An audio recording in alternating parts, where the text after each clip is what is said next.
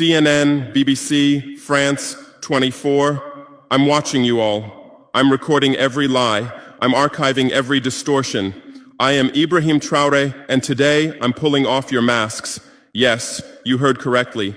I, whom you call a young military junta leader, whom you brand as a dangerous radical, whom you serve up as an anti-Western dictator, am now telling you the truth. And this time you cannot turn off your microphones. This time you cannot turn away your cameras. This time your editors cannot cut this speech. Because the world you monopolize no longer exists. Because millions will hear these words now, without passing through your filters, without being subjected to your distortions, without being muddied by your lies. I am 34 years old. Every day of my life, I grew up with your lies. As a child, I would watch Africa on television. Always the same images. Children with flies, dry lands, weapons, death. This is Africa, they told us. This is what Africa is. And we believed it. We were ashamed of ourselves. We were ashamed of our own lands, of our own people. But then I grew up. I read, I researched, I questioned, and I understood that the Africa you showed us wasn't real. The story you told us was a lie. The fate you imposed on us was a script you had written. For years, how have you portrayed Africa? How have you shown it? How have you sold it to your viewers? As if we were creatures who had no share of humanity. As if we were savages left outside of civilization. As if we were wretches waiting for you to save us. Every day, every hour, every minute, the same story plays on your screens. Hunger, war, disease, corruption, terror, chaos. These are the words that come to mind when Africa is mentioned. In your Africa dictionary, there are no other words. No hope, no success, no development, no resistance, no honor, no pride, no victory. So I ask you, New York Times, Washington Post, Guardian, Le Monde, have you ever made Africa's successes your headlines? How many times have you written about Rwanda's technology miracle? How many times have you shown Ethiopia's reforestation project? How many times have you praised Botswana's democratic success? How many times have you described Kenya's entrepreneurial ecosystem? No, because these don't fit your scenario. Your Africa cannot be successful. It cannot, because then how will you legitimize your exploitation? If it's not in need of help, how will you intervene? If it's not backward, how will you look down on it? Have you ever asked yourselves, has any editor sitting at their desk, any news director in a meeting, any columnist at their keyboard ever thought, why are the people of the world's richest lands poor? Here are the numbers for you, real numbers. Africa owns 70% of the world's cobalt reserves. Your cell phone, your computer, your electric car won't work without cobalt. This cobalt comes from Congo, but Congolese can't afford cell phones. Africa owns 90% of the world's platinum reserves. Catalytic converters, electronic devices, medical implants, they all need platinum. This platinum comes from South Africa, but South Africans are crushed by unemployment. Africa provides 30% of the world's gold production. Mali, Burkina Faso, Ghana, Tanzania. Gold flows like rivers from our lands. But our people swim in poverty. Africa supplies 65% of the world's diamond production. Botswana, Angola, Congo, Sierra Leone, billions of dollars worth of diamonds are extracted, but our miners live on $1 a day. Africa owns 35% of the world's uranium reserves. Niger, Namibia, South Africa. Nuclear plants run on our uranium. Paris lights burn with our uranium. But our villages have no electricity. And you still ask, why is Africa poor? No, the right question is, how was Africa kept poor while being so rich? Here's your answer. Colonialism didn't end. It changed shape. You used to come and occupy our lands. Now you come and establish companies. You used to take by force. Now you make agreements. You used to rule with the whip. Now you rule with credit. Let me give you concrete examples. With numbers, names, dates, but you'll never write about these. Glencore, Swiss-based mining giant, extracting cobalt in Congo. 2022 revenue, $256 billion. A tax paid to Congo, $500 million. That's 0.2%. Is this justice? Rio Tinto, British-Australian mining giant, extracting bauxite in Guinea, 20 million tons annually. What's left for Guinea? Environmental pollution and cancer. Total, now Total Energies, French oil giant, extracting oil in Angola, Nigeria, Congo. 2022, profit, $36 billion investment in Africa, dirty pipelines, Anglo-American, founded in South Africa but now in London. Diamonds, platinum, iron, taking everything. What it left in South Africa? 6 million unemployed miners. And these are just the tip of the iceberg. What about the invisible, the secret deals, the offshore accounts, the transfer pricing tricks? Every year, $88 billion in illegal money flows out of Africa. Who writes about this? Every year, $45 billion in aid comes to Africa. Everyone writes about this, but no one says Africa is not the continent receiving aid, it's the continent giving aid. While you zoom your cameras on swollen bellies, there is a huge system working silently in the background. Every day, tons of gold, diamonds, cobalt, uranium, oil leave our land. But how? Here is the system. Step 1, create corruption, bribe our leaders, open offshore accounts, promise them a life of luxury, send their children to your schools. Step 2, make deals, get 50-year, 99-year concessions, ask for tax exemptions, be exempt from environmental rules, ignore labor rights. Step 3, control the infrastructure. Take over ports, airports, railways, but only from the mine to the harbor. Don't build roads to the villages. Don't bring electricity to schools. Step 4, provide security. Set up private security companies. Arm them. Declare protesting. Step 5, silence the media. Buy local journalists. Suppress opposing voices. Serve internal unrest news to international media. And this is how the system works. It's been working like this for 100 years, and you don't see this system. You don't want to see it, because you're part of this system too. Who are the biggest advertisers of New York Times, CNN, BBC, oil companies, mining companies, arms companies, pharmaceutical cartels, the companies that exploit Africa? You live on their money, you defend their interests, and what I'm about to tell you might cost me my life, but it's no longer time to be silent. France's system in Africa is the CFA franc. 14 African countries still use French colonial currency. 50% of these countries' central bank reserves sit in the French treasury. France applies negative interest to this money, so we pay France to use our own money.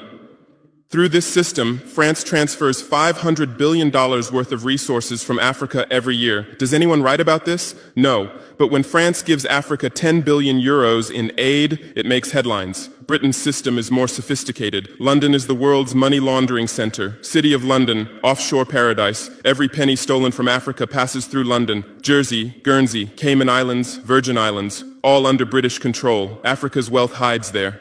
America's system is AFRICOM. Africa Command, 46 military bases on the continent. Official purpose, security. Real purpose, resource control. Drones in our airspace every day, listening devices everywhere. They say fighting terrorism, but it's not terrorists. It's people's leaders who are targeted. China is the new player, says win-win, builds infrastructure, gives credit, but in exchange for what? 99-year port concessions, mining rights, agricultural lands, debt-trap diplomacy, ask Sri Lanka, ask Zambia, and you write about none of this. Why? Because you're not free press. You're corporate press. Your bosses are billionaires. Jeff Bezos bought Washington Post. Why? For love of journalism? Rupert Murdoch's media empire, Fox News, Wall Street Journal, The Sun, The Times, all from the same hand, all giving the same message. West is good, others are bad. Carlos Slim is the largest shareholder of New York Times, Mexican billionaire. Where's his wealth from? Monopolized telecommunications, got rich off Latin America's back, now controls America's most respected newspaper. And you claim to do independent journalism? Who are your editors? Which schools did they graduate from? Harvard, Yale, Oxford, Cambridge?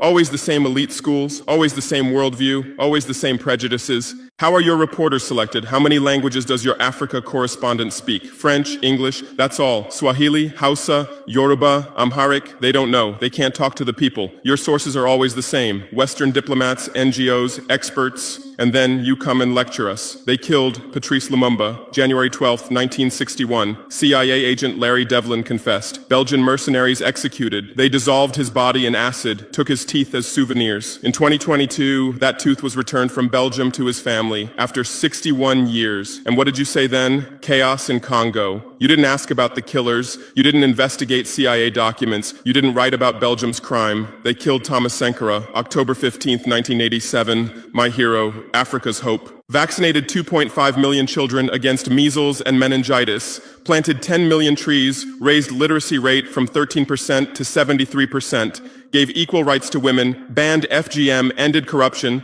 sold Mercedes cars, used Renault 5, rejected IMF and World Bank. And most importantly, he said, we will not pay Africa's debts. We didn't make those debts. The puppets before us made them on behalf of colonizers. That's when he had to be killed, and they killed him. Who killed him? His best friend, Blaise Compaoré. With whose support? France. Want proof? Look at the Focart archives. Jacques Faucard, France's Africa Affairs advisor. Everything is written there. And what did you say? Military coup in Burkina Faso. You didn't write about Sankara's dreams. You didn't tell about his projects. You didn't show his successes. You just said, another dictator died, Muammar Gaddafi. Yes, he was a dictator. Yes, he was ruthless. But what had he done in Libya? Per capita income $12,000, Africa's highest. Literacy rate from 25% to 87%. Life expectancy from 51 to 74. Free healthcare, free education, $50,000 for newlyweds, interest-free loans for homebuyers, $5,000 for new births, gasoline 14 cents per liter, great man-made river, irrigation project to green the desert, and Gaddafi's real crime, dream of United States of Africa, African Central Bank project, African Investment Bank, African Monetary Fund, and most dangerous, gold dinar, refusing to sell oil for dollars. October 20th, 2011, lynched in Sirte, Hillary Clinton laughed. We came, we saw, he died. Now look at Libya. 3 different governments, endless civil war, ISIS, Al-Qaeda running wild slave markets exist. Even CNN showed in 2017, oil being looted, weapons depots emptied, spread across Sahel. Do you call this democracy? Do you call this freedom? Do you call this success? And whose turn is it now? The Sahel, Mali, Niger, Burkina Faso. You want to make us Libya too. You want to make us Syria. You want to make us Iraq. But not this time, because we've awakened, because we've learned, because we've united. Operation Barkhane, France's Sahel Adventure, 2013-2022. Official purpose, fighting terrorism. Real purpose, resource control, 5 through 100 French soldiers. €1 billion annual budget. What's the result? 2013, 500 terrorists in Mali. 2022, 5,000 plus terrorists in Sahel, tenfold increase. What kind of success is this? But what were French soldiers doing? Protecting Niger's uranium mines for Areva, Orano, securing oil pipelines for total controlling ports and railways for Bolloré, and fighting terrorism? No, the opposite. Terrorists couldn't come within 50 kilometers of French soldiers, but they could easily burn our villages. Why? Because chaos served their purposes. If there's chaos, they could stay for security reasons. MINUSMA, UN peacekeeping force. In Mali, 15,000 soldiers, 1.2 billion annual budget. 10 years, result, 300 plus. UN soldiers died. Thousands of civilians died. Terror didn't decrease, it increased. And now you say Wagner is dangerous. Russians are taking over Africa. Wagner came, 1,000 soldiers. What happened in 6 months? Terrorists fled, villages are safe, mines are working, people are at peace. What's the difference? Wagner is an ally we invited. France is an occupier who came by force. Wagner follows the agreement. France blackmails, Wagner brings results. France produces excuses, but you don't write the truth. You say Russian mercenaries. Well, what is French Légion étrangère? Aren't they mercenaries? What is American Blackwater Academy? What is British G4S? What is Israeli Black Cube? They are security companies. Wagner is a threat. Why? Because Wagner isn't yours. And the terrorism issue? Who created this terror? Who founded Al-Qaeda? 1980s, Afghanistan, CIA, Pakistan ISI, Saudi money, against Soviets. Bin Laden was CIA's man. You called them freedom fighters. Who supported Taliban? Again, you. Heroic mujahideen against Soviet occupation. You gave weapons, gave money, gave training, then you lost control. How was ISIS born? 2003, Iraq invasion. You toppled Saddam. You disbanded the army. You banned Ba'ath Party. You tortured in Abu Ghraib, and those people became ISIS. Then Syria. You said Assad must go. You said moderate rebels. You gave weapons. Those weapons went to ISIS, went to al-Nusra.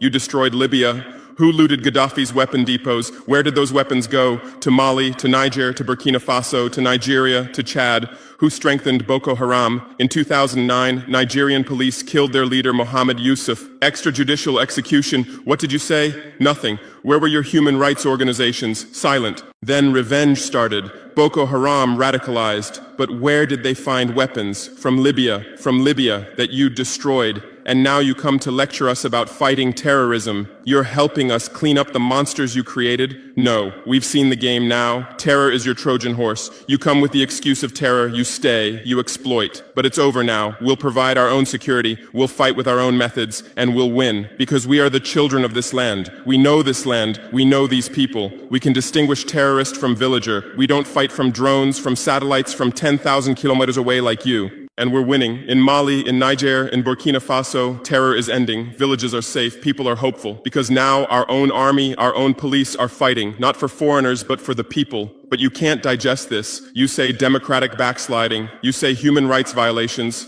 Which democracy? Which human rights? How many people are detained without trial in Guantanamo? What happened in Abu Ghraib? Who did you kill in Bagram? Who did you torture in CIA's black sites? Why is Julian Assange in prison for exposing your war crimes? Why did Chelsea Manning spend years in prison for leaking the truth? Why is Edward Snowden a fugitive for revealing you spy on everyone? And you lecture us about human rights. How many civilians died in your drone strikes? You say collateral damage and move on. How many weddings did you strike in Pakistan, Yemen, Somalia? How many schools did you bomb? How many hospitals did you burn? And you teach us the laws of war? Look, I come from war. I know the front. I've seen death. I've carried wounded soldiers. I've consoled mothers of martyrs. And I tell you, a real soldier protects his people. A real soldier doesn't harm civilians. A real soldier fights with honor. Your mercenaries, your drone pilots, your special forces, they're not soldiers, they're killers. They kill people by pressing buttons from 10,000 kilometers away, then go home and play with their children. We don't fight like that. We look our enemy in the face. We protect civilians. We fight with our honor. We die with our honor. And we'll win. Because the righteous win. Because those who fight with their people win. Because those who fight for their land win. Let's return to your media. I know how you work. I have friends who work within the system.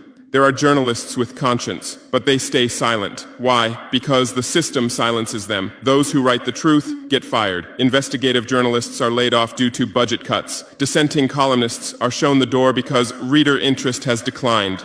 And what replaces them? Experts from think tanks, NGOs, universities, all saying the same thing, all defending the same thesis. West is good, Africa is bad.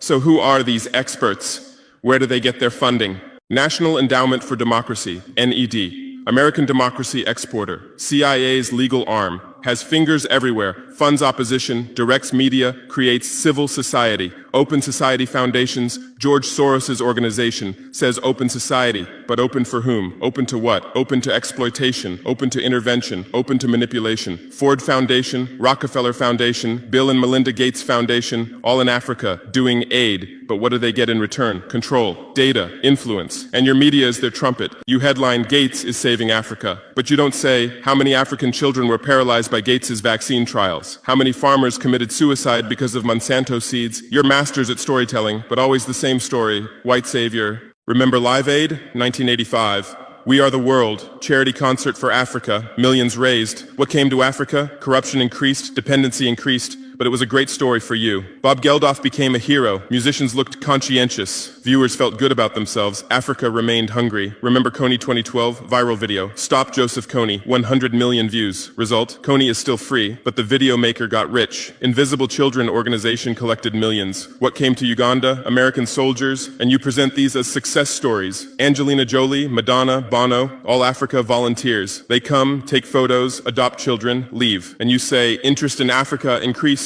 What interest? Whose interest? Interest for what? Madonna adopted from Malawi. You made headlines. But 100 children die from malaria every day in Malawi. You didn't write that, because that news doesn't sell. Bono became Africa's spokesperson, raised billions with U2 concerts, but moved his company to Netherlands to avoid taxes. Money stolen from Africa also passes through Netherlands. Did you write about this? George Clooney campaigned for Darfur, said save Darfur. Result? Sudan split. Oil remained in South Sudan. South Sudan is now in civil war. Who's getting the oil? Take a guess. And you always present these as humanitarian aid. But these are imperialism's soft face. These are exploitation's PR. Let me give you real numbers. Every year, 134 billion in aid and investment comes to Africa. Every year, 192 billion in resources leave Africa, net loss, $58 billion every year.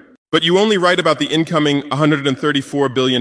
You don't write about the outgoing $192 billion. Why? Because then people will ask, why does Africa need aid? Illicit financial flows, 88.6 billion year multinational corporations profit transfers, 48.2 billion year debt interest, 17 billion year brain drain cost, 13.8 billion year climate change cost, 10.6 billion year illegal logging, 17 billion year illegal fishing, 1.3 billion year total, $192+ billion every year. This much resource leaves Africa every year. But what are your headlines? EU announces 20 billion euro aid package for Africa. China gives Africa $60 billion in credit. America grants Africa $8 billion. People read these and think how generous they are, how charitable, how ungrateful Africa is. But the truth is the opposite. Africa is financing your standard of living. Africa is subsidizing your prosperity. Africa is making your technology possible. The cobalt in your iPhone from Congo, the lithium in your Tesla from Zimbabwe, the tantalum in your computer from Rwanda, your jewelry from Botswana, your chocolate from Ivory Coast, your coffee from Ethiopia, your oil from Nigeria, your uranium from Niger. And what do we get in return? Debt, poverty, humiliation, but enough. This game will end now because we've awakened. Our youth are sharing the truth on social media. Bar France out hashtag used 100 million times. Africa is bleeding 50 million. On Stop Exploiting Africa, 75 million. And what are you doing? You say Russian bots. You say Chinese propaganda. You say disinformation. No. These are real voices of real Africans. This is real anger. This is real awakening. There are millions of youth on TikTok, videos celebrating French soldiers leaving, images applauding Wagner's arrival, content explaining the truth on Twitter, Instagram, Facebook. The same voice everywhere. Enough! And you're panicking because you're losing control. You're losing the narrative. You're losing the monopoly. You established fact-checking organizations. Africa Check, AFP Fact Check. Who funds these? Facebook, Google, Bill Gates. The same system again. What are you checking? Whose facts are you defending? We say France exploits $500 billion a year. You say false. Only $440 billion. As if that changes the situation, as if 440 billion is little. We say Wagner has been successful. You say Wagner violates human rights. Well, what were French soldiers doing? Bombing Fulani villages, arming Dogon militias, accidentally striking weddings. Your hypocrisy is so obvious that no one believes you anymore. Remember what Anderson Cooper said on CNN? Democracy is declining in Africa. Which democracy, Anderson? Your democracy? America's democracy? Your Capitol riot, January 6, 2021. You said, attack on democracy. 5 people died. Our Sankara assassination, October 15, 1987. You said, internal matter. 1 person died. But that person was the hope of 20 million people. In your elections, corporations fund candidates, lobbyists write laws. You call our elections rigged. In your country, police kill blacks. George Floyd, Breonna Taylor, Ahmaud Arbery. You lecture us about police violence. On BBC, Kasia Madera presents Africa News. Polish origin. How many years has she lived in Africa? How many African languages does she speak? But every day she speaks as an Africa expert. Africa is like this. Africa is like that. On France 24, cameramen, editors, producers, most are French. Even Africa correspondents are mostly French, and they do objective journalism. Even Al Jazeera. Qatar funds it. What business does Qatar have in Sahel? But every day they report Sahel crisis. Whose crisis are they telling? Deutsche Welle, Voice of America, RFI, all state media, all propaganda tools. But they play the role of independent media, and our local media, most are sold out. Most are cowards, most are dependent. Lepay's newspaper in Burkina Faso, who's the editor? Where did he get his education? Where does he get his funding? Who are his advertisers? We know the answers, all tied to the same system, all serving the same master. But a new generation is coming. Bloggers, YouTubers, podcasters, they have no masters, they have no fears. James Coco, Natalie Yam, Kemi Seba, they have millions of followers. They tell the truth, they expose the system, and you label them as extremists. You try to shut down their Twitter, you restrict their YouTube, but in vain. Truth cannot be stopped. You close 1 channel, 10 open. You silence 1 voice, 1,000 rise. Here's my final message to you. Your lies are ending. Your empire is collapsing. Your monopoly is breaking. And what's replacing it? Truth, justice, freedom. Africa is no longer your story. Africa is writing its own story, filming with its own camera, telling in its own language. And in this story, you're not heroes, not saviors, not benefactors. In this story, you're the guilty ones, colonizers, liars, thieves. But you still have a chance. You can still change. You can still stand on the right side. There are journalists with conscience among you. I know. I recognize them. We talk. I call out to them. Gather your courage. Write the truth. Rebel against the system. You might get fired. You might become unemployed. You might be threatened. But you'll be on the right side of history. You'll look at your children's faces without shame. Your conscience will sleep peacefully. And Africa won't forget you. Africa remembers its friends and its enemies. Be like Edward Snowden, be like Julian Assange, be like Daniel Ellsberg, stand with the truth, or continue with your lies, continue with your blindness, continue with your complicity, but know that your end is coming. Your viewers are decreasing, your credibility is eroding, your power is depleting. The new generation doesn't believe you, the new generation doesn't listen to you, the new generation rejects you, and that new generation in Africa is 600 million people, 60% under 25 years old, educated, connected, angry. They are my army, they are my weapon, they are my victory, and with them we're building a new world, a world without lies, without exploitation, without humiliation. In this world, Africa will be free, Africa will be strong, Africa will be a leader. And you'll remain just as a bad memory, a shameful footnote, a cautionary example. Future generations will read in history books. At the beginning of the 21st century, there were some media organizations. They lied, they served exploitation. Then Africa awakened and they disappeared. That's your end. Inevitable, unchangeable, certain. I am Ibrahim Traore, not Burkina Faso's leader, but its servant, not Africa's dictator, but its child, and not your nightmare, but your mirror. Look well at this mirror. See yourself, see your lies, your hypocrisy, your crimes, and prepare, because Judgment Day is coming. Africa is awakening. The world is changing. Justice is manifesting. And you'll just watch. You won't be able to do anything else. Because history is on the side of the people. Truth is on the side of the oppressed. God is on the side of those who persevere. And we persevered. We persevered for 500 years. Now it's time for victory. Your lies are finished. Your masks have fallen. Your game has ended. Africa is free. Africa is strong. Africa is victorious forever.